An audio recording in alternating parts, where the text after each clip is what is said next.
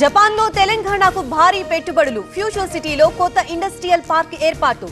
JICA vice president తో CM Revanth భేటీ.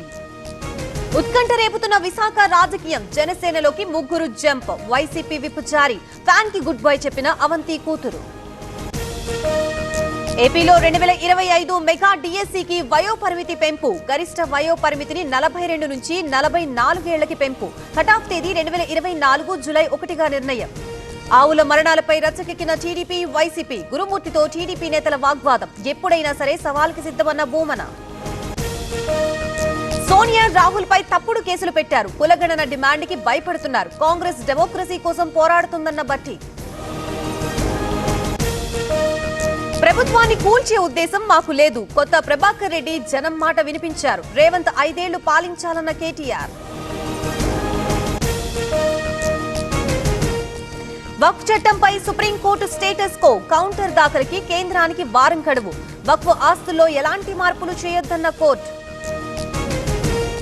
వక్ఫ్ బోర్డుతో ఓవైసీ అనుచరులకే లాభం. వక్ఫ్ బోర్డుని అడ్డం పెట్టుకుని దోపిడీ చేస్తున్నారు. అబద్ధపు ప్రచారాలు చేస్తున్నారన్న కిషన్ రెడ్డి.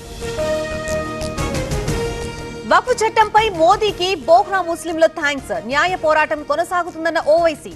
సంస్కరణల ముసుగులో ప్రతీకారమన్న సింఘ్వి. జగన్ ఆస్తుల కేసులో దాల్మియా ఆస్తుల అటాచ్. 793 కోట్ల విలువైన ఆస్తులు అటాచ్ చేసిన ఈడీ. సిబిఐ ఛార్జ్ షీట్ ఆధారంగా విచారణ. ఏపీ లిక్కర్ స్కామ్ లో కసిరెడ్డికి బిగుస్తున్న ఉచ్చు. కసిరెడ్డి స్పందించకపోవడంతో తండ్రికి నోటీసులు. సాక్షిగా విచారణకి హాజరు కాబోతున్న విజయసాయి. విచారణ పూర్తయ్యే వరకు లెటర్స్ ఇవ్వద్దు. గ్రూప్ 1 నియామకాలకు తెలంగాణ హైకోర్టు బ్రేకులు. సర్టిఫికెట్ల వెరిఫికేషన్ కొనసాగించవచ్చన్న కోర్టు. మోదీ పర్యటనపై ఏపీ ప్రభుత్వం ఫోకస్. ఎన్డీఏ భాగస్వామ్య పక్షాల్ని పిలిచే అవకాశం. ఏర్పాట్లు మొదలుపెట్టిన సర్కార్. ఎస్సీ వర్గీకరణ అమలు ఆర్డినెన్స్ జారీ. గెజెట్ లో ప్రచురించాలని ఏపీ సర్కార్ ఉత్తర్వులు. ఆర్డినెన్స్ కి ఇటీవలే కేబినెట్ ఆమోదం. గాంధీ భవన్ లో మీనాక్షి రివ్యూ మీటింగ్. నిజామాబాద్, హైదరాబాద్, సికింద్రాబాద్ లపై ఫోకస్. పార్లమెంటు నియోజకవర్గాలపై సమీక్ష. యంగ్ గ్లోబల్ లీడర్ గా రామ్మోహన్. వరల్డ్ ఎకనామిక్ ఫోరం 2025 లో చోటు. కేంద్ర మంత్రికి చంద్రబాబు అభినందనలు. విజయవాడ కోర్టులో 2 లాయర్ల మధ్య ఘర్షణ. ఓ కేసు విషయంలో న్యాయవాదుల మధ్య గొడవ.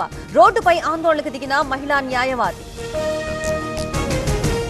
రాజ్ తరుణ్ నుంచి ప్రాణహాని ఉంది. నార్సింగ్ పిఎస్ లో లావణ్య ఫిర్యాదు. రాజ్ తరుణ్ పేరెంట్స్ పైన కంప్లైంట్.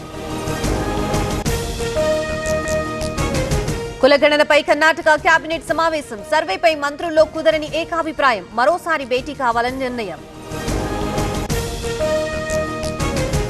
డీఎంకే బీజేపీ మధ్య కొత్త వివాదం. సమాధిని గుడిలా అలంకరించడంపై అభ్యంతరం. గోపురం ప్రభుత్వం చిహ్నమన్న డీఎంకే. న్యాయ వ్యవస్థపై ధన్కర్ సంచలన వ్యాఖ్యలు. జడ్జీలకు బాధ్యత లేదంటూ ఉపరాష్ట్రపతి ఆగ్రహం. ఇంట్లో డబ్బు దొరికినా విచారణ లేదని అసంతృప్తి.